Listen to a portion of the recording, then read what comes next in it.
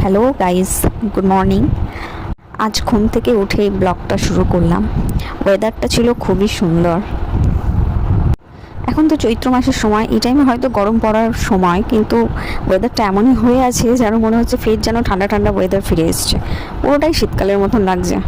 ঘুম থেকে উঠে একটু মামার বাড়ির ছাদে হাঁটতে গিয়ে দেখলাম যে খুব সুন্দর একটা ঠান্ডা বাতাস দিচ্ছে, বেশ ভালোই লাগছে। গিয়ে দেখলাম কত সুন্দর গাছপালাগুলো সবুজ হয়ে আছে, মামাদের ছাদে কত সুন্দর সুন্দর ফুল ফুটেছে, দেখে তো মনটা আমার খুব খুশি হয়ে গেল। আমার মামার বাড়ি আসতে খুব ভালোই লাগে, কারণ এখানকার পরিবেশটা খুব সুন্দর। আর তার থেকে বড় হচ্ছে, আমার প্রচুর ভাই বোন আছে যে তাদের সাথে আমি খুব মজা করতে পারি। একটু ছাদে হাঁটাহাঁটি করে নিলাম, সকালবেলা বেশ হাঁটতে ভালোই লাগছিল। তারপর একটু প্রকৃতিটাকে দেখছিলাম, কত সুন্দর লাগছে, চারিদিক সবুজ হয়ে আছে। আমি সচরাচর এরকম ভিডিও বানাই না। যদি আমার ভিডিও ভালো লাগে তাহলে একটা লাইক, একটা কমেন্ট করে বলো, তাহলে আরও আমি ছোট ছোট নিউ শর্ট ভিডিও দেব। তোমরা যদি সাপোর্ট না করো আমি কিছুই করতে পারবো না।